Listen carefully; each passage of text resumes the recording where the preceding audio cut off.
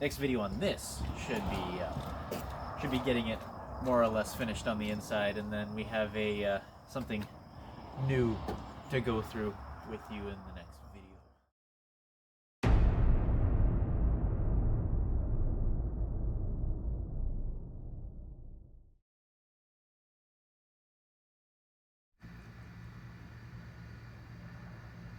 You know what? Go. Hello everybody. Long time no see. I know. I did a horrible job posting. I get it. I suck. But a lot has changed, a lot has gone down. I got gray hair. Cameraman, straight now. I sold the Echo. They made a movie called Scoob, and nobody saw it. And if you remember my last video, I teased a little something. It was just a shot of the front quarter of the vehicle. Nothing too bad. But as some of you may have been able to point out, it is in fact a Lexus. And I know what you're thinking, Lexus. Expensive, luxurious, powerful. And while that is true in some cases, mine I did a little bit of modifications to, and I will admit, it's not my best work. But it is nonetheless modified. And I modified it with a Hyundai.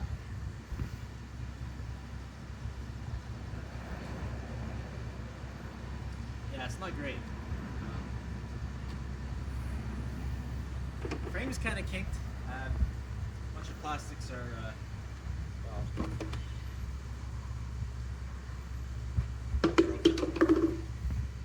But in this video, we're going to fix all that. So, yeah. Now, just starting off with the rebuild, we had no idea the true extent of the damage hidden underneath all the plastics and rubber and all that joyous electrical wiring. So we first wanted to get a better look at what was underneath. To do that, we started by taking out the fuse box, the ECU box, and taking off the headlight and trying to remove the windshield washer bottle.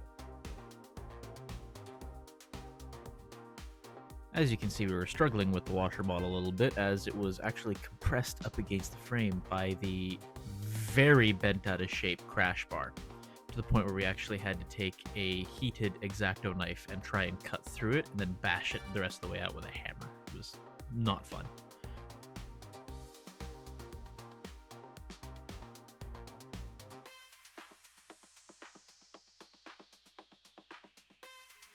Removing the washer bottle took a little longer than expected, and honestly longer than it should have taken. But once we got it out, we had to unplug the sensors, and we actually got our first look at a lot of the damage that was there, which we will show in a later shot.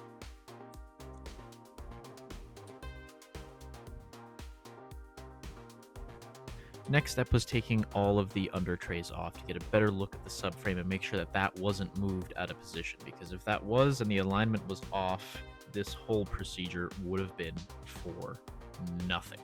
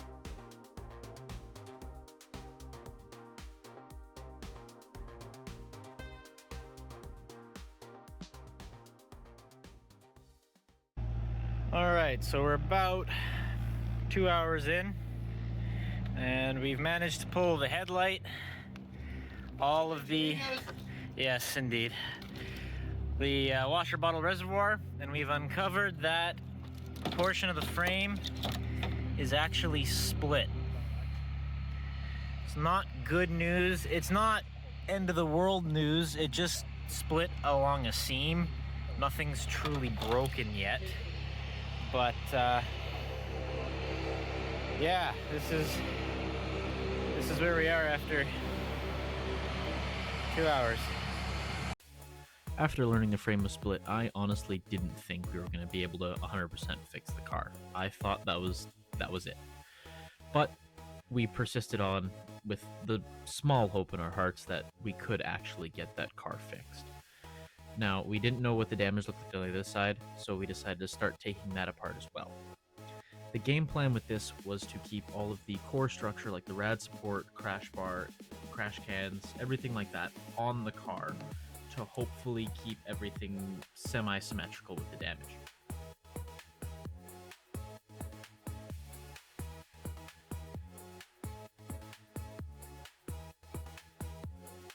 We then shifted our focus to removing a lot of the components that were non-structural to make it a little bit easier for us during the pulling process. Components such as the AC condenser, radiator hoses, AC lines that were shredded beyond belief, horns, lots of plastic trims, stuff like that.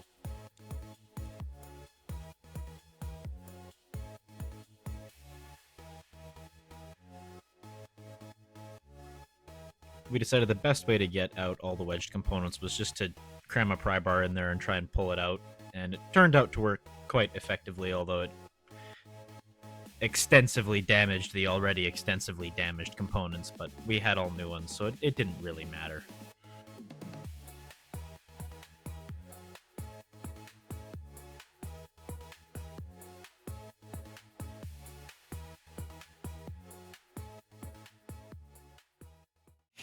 All right, another 2 hours down. We got this side cleared up. Some funny stuff happening there. That's supposed to be forward 100%. It's split back there. And the biggest one is it's split over here. But this is actually just riveted and glued. So we should be able to fix that relatively easily. Hopefully, maybe, I don't know. Rads are out. They're all fucked. I have new ones. Yeah, it's all pretty fucking awful. Yeah, and James also arrived, if you saw that. Okay.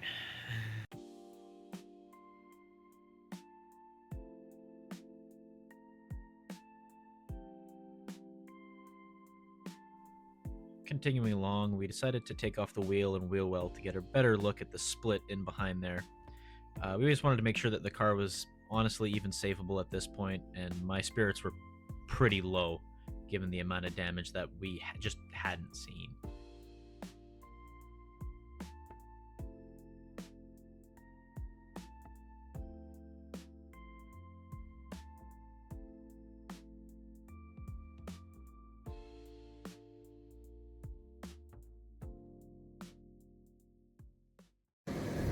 So here's where we're at. We pulled the arch lining and everything out. We can't tell if the sway bar is actually bent or if it's just the frame twisted. You can kind of get a better view of it now, of all the damage. So Cam, explain what we're going to be doing here. Okay, so first things first, we got to make sure that this bend, like this inner wall, is actually bent right. Because if you look at the other side, this is smooth, right? This is all kinked up. So what we're going to try to do is have you with your pliers pull this outwards. Yeah. While I'm going to kind of hit this with a rubber mallet. Okay. And maybe we can even get the blowtorch out to soften this, because we're going to repaint it. Yeah. This is already so that we can actually soften it and get it a bit more malleable. And then we'll pull it straight. And then hopefully we're going to replace this little chunk. So we'll cut that out and make new, but then hopefully we can pull by this big chunk of frame as far as we can, because with the way that these cans are, we can't trust grabbing onto the crash bar itself. That one's completely sheared. So, all right.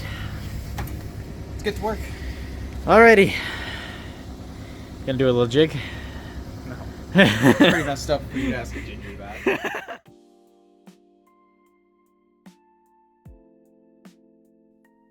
With that plan in mind, we started to get the car prepped for the pulling process by reattaching the wheel and getting it off the jack so we can move up the forklift, which was going to be our stop for the pulling process, which was not jank in any way at all.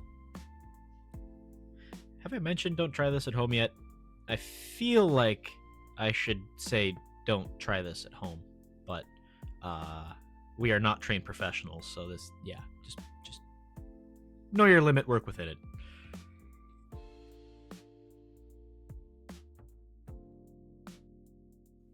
After failing to move the car by hand, we decided to get the aircraft tug involved to move it into a place where we could actually butt it up against the forklift. It's not a shortcut, it's just, we're lazy. Alright, so this is where we're at. That doesn't need to be pulled. We have a 1-ton come along, hooked up to a forklift, hooked up to the car, hooked up to the crash bar. And we have no idea if this is gonna work. We might fuck up the car even more, we might not. It's not great. Say hi, James. Kill yourself. And there goes our chance at being monetized. Great. Now, for safety reasons, we put a blanket over the chain, so if it snapped, it would kind of contain it so it wouldn't hit us as we were starting to straighten the frame out by just pulling the come along and adding a bit of tension with every pull.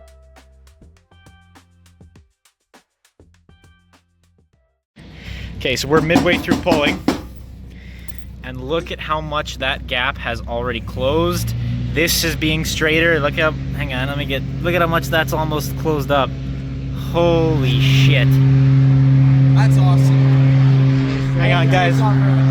Back up, let's watch out. Look at that. Wow. We gotta do another take. The plane just came by. Yeah. Unfortunately, we were too lazy to do another take, so that's just kind of what we stuck with. At this point, we felt the frame was straight enough to unbolt all of the rad support and crash bar assembly and install the new ones we had.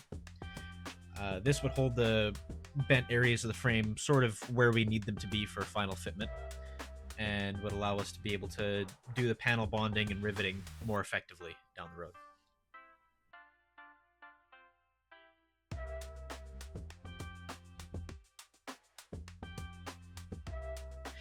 After removing tension, we realized that it was nowhere near where it was supposed to be, so we had to add tension again and actually bend it even farther because of the spring mechanics in the steel, which I should know about because I am a sheet metal guy.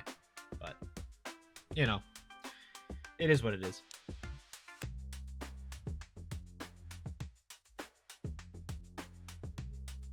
We then introduced some panel bond and riveted it all back together, and it held decently well. Not well enough, we would soon find out, but decently well.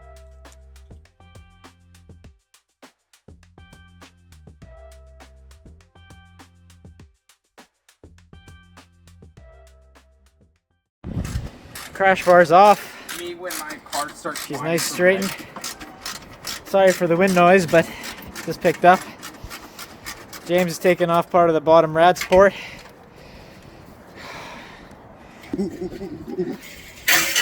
It's looking good. Yeah.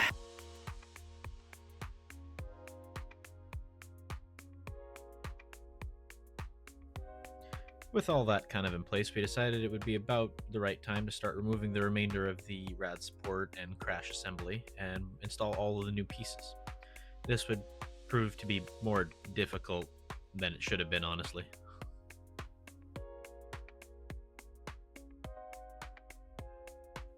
Given the improved access, we decided it was time to change the fan belt, which had chewed itself to pieces in the crash thanks to an AC line pressed up against it by the frame.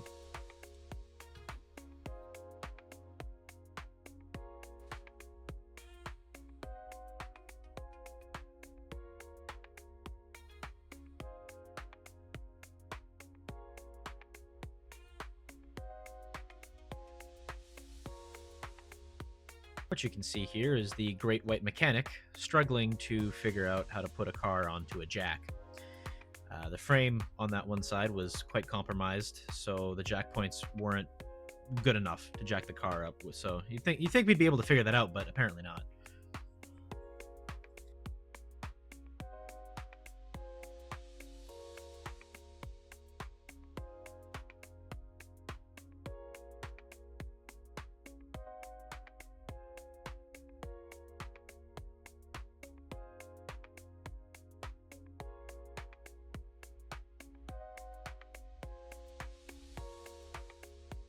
With the fan belt out of the way, we started removing the remainder of the damaged AC lines. Thankfully, we didn't have to drain the AC system because, well, due to some external factors, the system was already drained.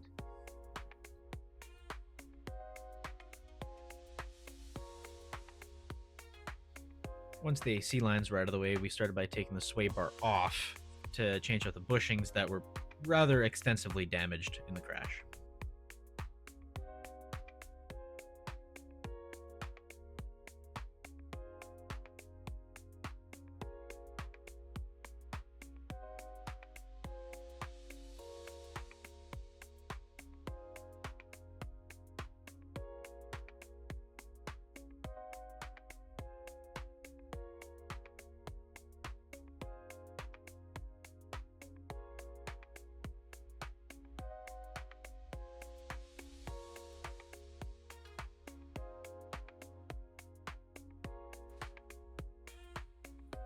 At this point, we noticed the pads where the crash bar mounts were pretty skewed out of whack, so we brought the torch out to heat them up to get them nice and straight.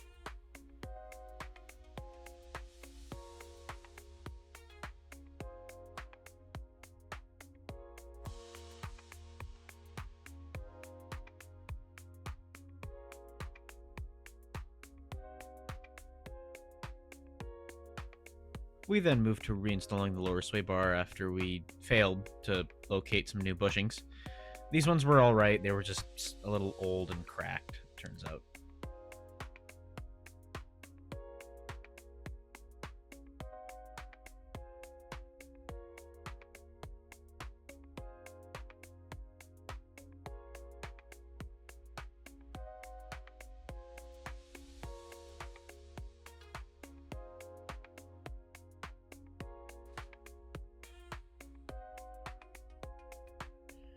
We then moved to installing the AC lines so we can test fit the front rad support after the old one got pulled off in about 42 different pieces.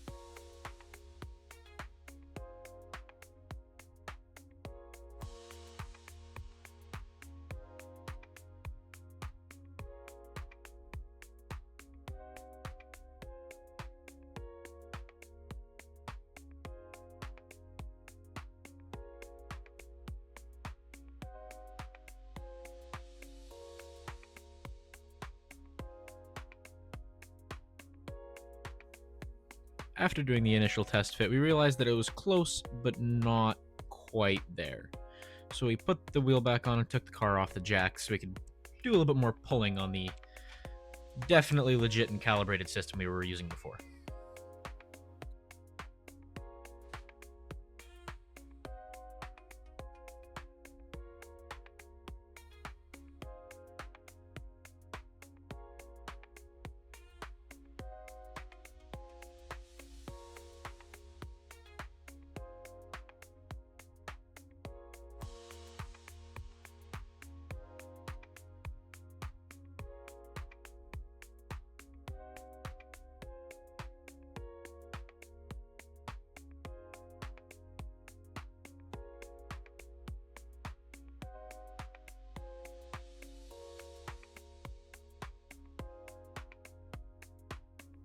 Using a bit of heat and a bit more pressure from the come-along hooked up to the forklift hooked up to my rim, it came out a lot better. Not perfect, but better.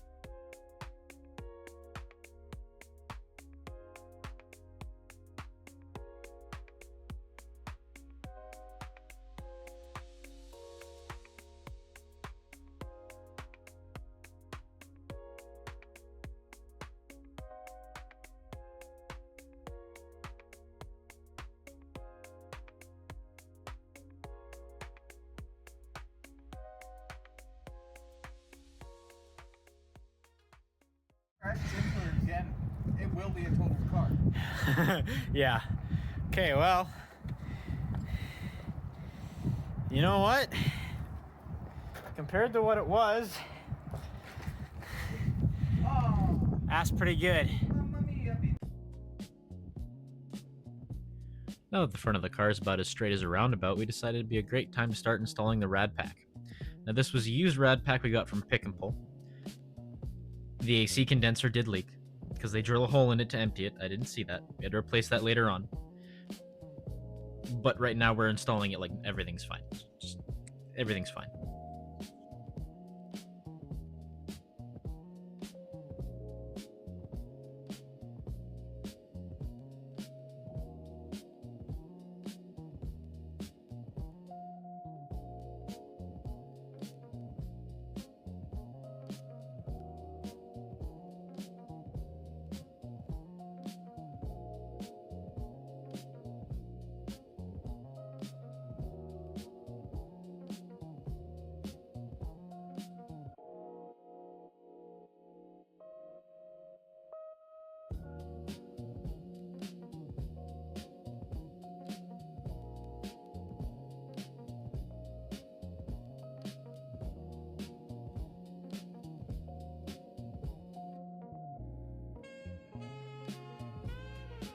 Now that most of it's back together, we decided this would be a great time to try and test the fitment.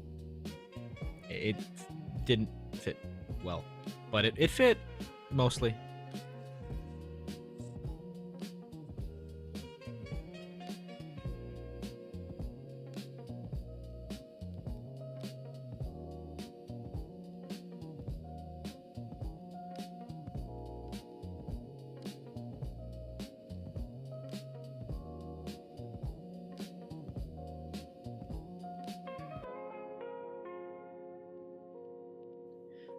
At this point, we also realized that the hood latch from the North American car and the JDM car are two different hood latches.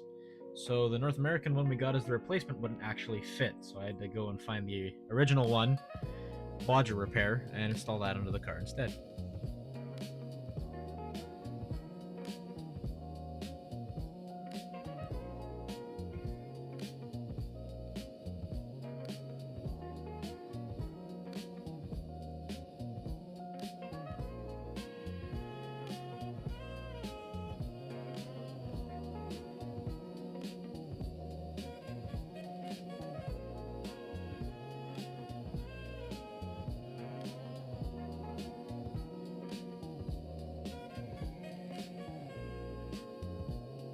Still having some fitment issues, the car required a little bit more pulling with our very expert and professional pulling setup.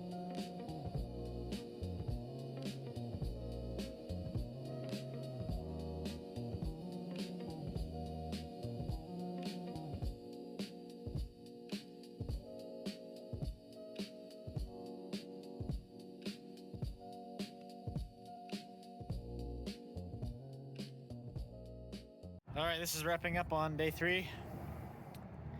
Got the core support, radiators installed, hooked up.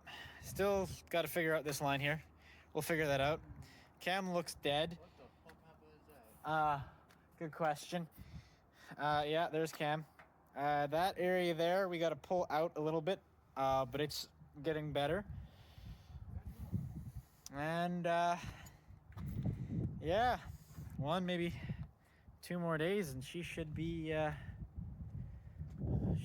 almost done. Yes, we should. Okay, well, that's day 3. Fucking hell. All right, guys. We just hooked up the battery after hooking up the ECU and everything. Okay. You ready? Okay, we're gonna crank it over. Get on the front. We're gonna see. Watch for any rubbing that's gonna happen from the fan belt. Ready?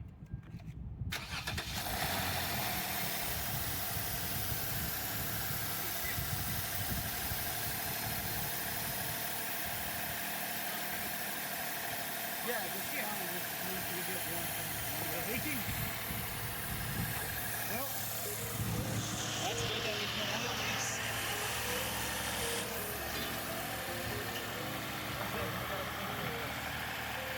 Oh,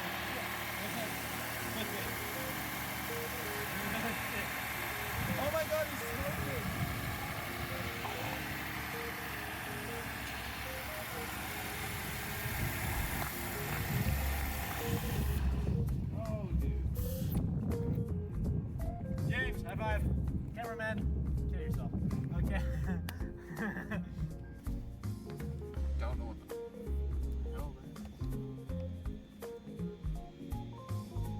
Tonight on bottom gear. Today on bottom gear we try and figure out fucking computers and shit. With all the big stuff out of the way, I decided to install the headlights and maybe solder up the fog lights that broke off in the crash. Now, I will be the first to say that this video has taken so long to edit that my headset straight up died, and that's why my mic sounds different.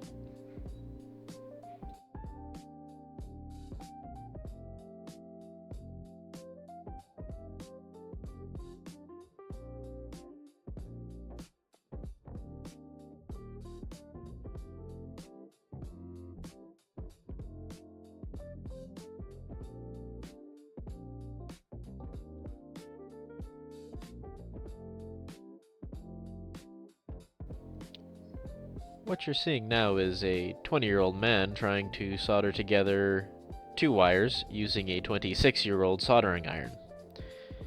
It was a struggle.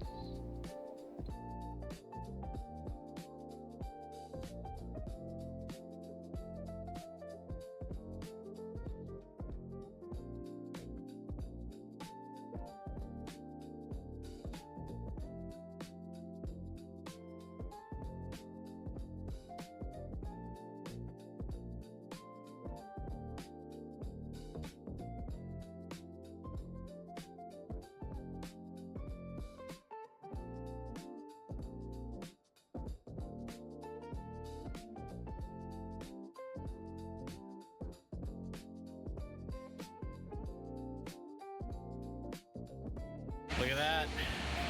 We got fucking lights. And they work. Jesus Christ. Let's check out our signals here. Now, just need the fucking door. Okay.